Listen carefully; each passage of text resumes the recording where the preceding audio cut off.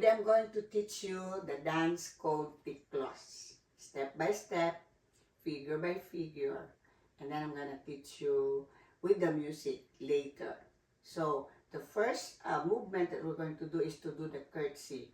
For the girls, hold your skirt and then bow. 2.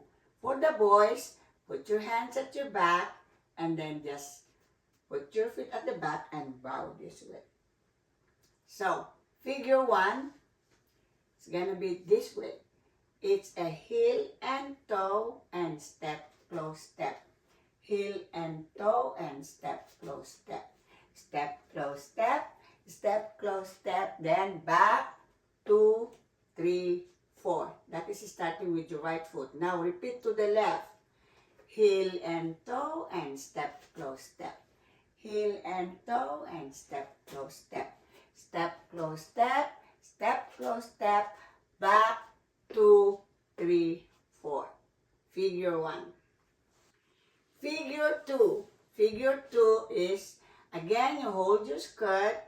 Starting with your right foot, you're going to take cat steps, 4 cat steps to the right. So it's gonna be like this.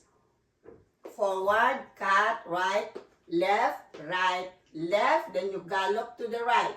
1, 2, 3, close. And then you repeat to the left.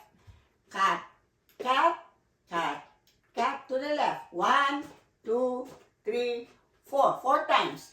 1, 2, 3, 4. Travel right and close. 1, 2, 3, 4. Travel left and close. That's figure 2. Figure 3. Okay. 1 and 2, kick in. 1 and 2, kick in. So you now, after this, you travel to the right. 1, 2, 3 with a point. Then travel to the left. 1, 2, 3 point. Again. 1 and 2, kick in. 1 and 2, kick in. 1, 2, 3, 4. 1, 2, 3, 4. Okay? That is figure 3. Figure 4. Okay?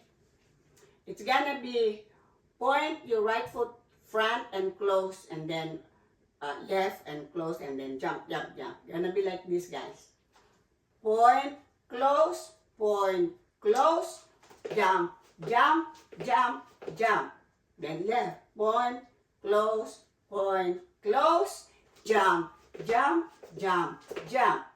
Point, close, jump, jump, jump, jump. Point, close, jump, jump, jump, jump. And then, curtsy. Now guys, it's gonna be with the music. I'm going to dance the 4 figures, 1 to 4, and then I'm going, and the music is a repetition, so that's the whole dance. Okay?